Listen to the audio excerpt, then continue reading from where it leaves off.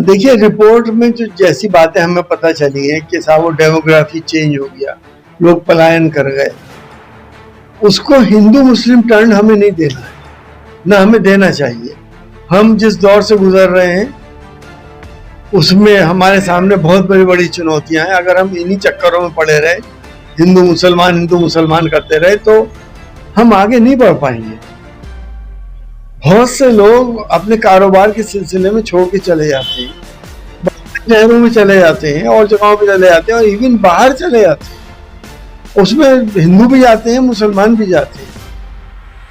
बहुत से लोग, अगर मैं ये मानता हूं कि हो सकता है कुछ लोग डर के भाग गए हों, हालांकि बहुत सी जगहें ऐसी हैं जहां बहुत थोड़े से मुसलमान हैं, हिंदू भाइयों के साथ प्यार मोहब्बत से रह रहे हैं और हिंदू भाई उनकी हिफाजत भी करते हैं।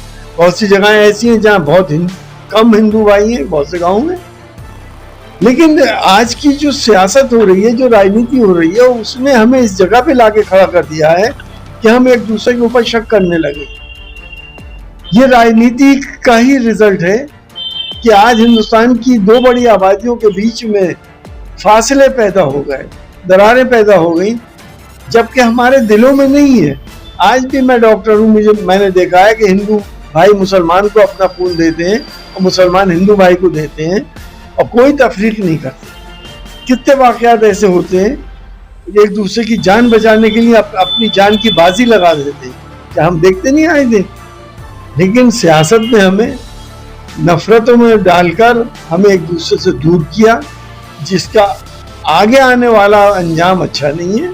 देश कमजोर हो जाएगा और कहीं ना कहीं इसमें हमारे मुल्क के दुश्मनों का भी हाथ हमें महसूस होता है कि अगर हिंदुस्तान कमजोर हो सकता है तो सिर्फ जब ही हो सकता है जब इसमें रहने वालों के बीच में दरारें पैदा कर दी जाएं और हिंदुस्तान को महाशक्ति बनने से रोक दिया जाए।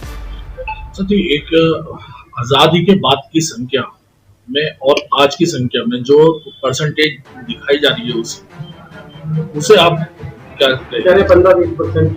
15%। देखिए, मैं इस रिपोर्ट पे बहुत ज्यादा रिलाई नहीं कर सकता। मुझे डाउट है कि इनके आंकड़े जो हैं वो सही नहीं है। संभल में हमेशा से जब से होश संभाला है, हमें तो ये मालूम है मुस्लिम बहुल क्षेत्र है वो, तो इस तरह के आंकड़े देके एक हिंदू मुसलमान करना अच्छी बात नहीं है। हम तो यही कहेंगे कि इसका तस्दीक की जाए, पिछली जनसंख्या से कंपेयर किया जाए और उसके बाद देखा जाए कि ये रिपोर्ट सही है या नहीं है।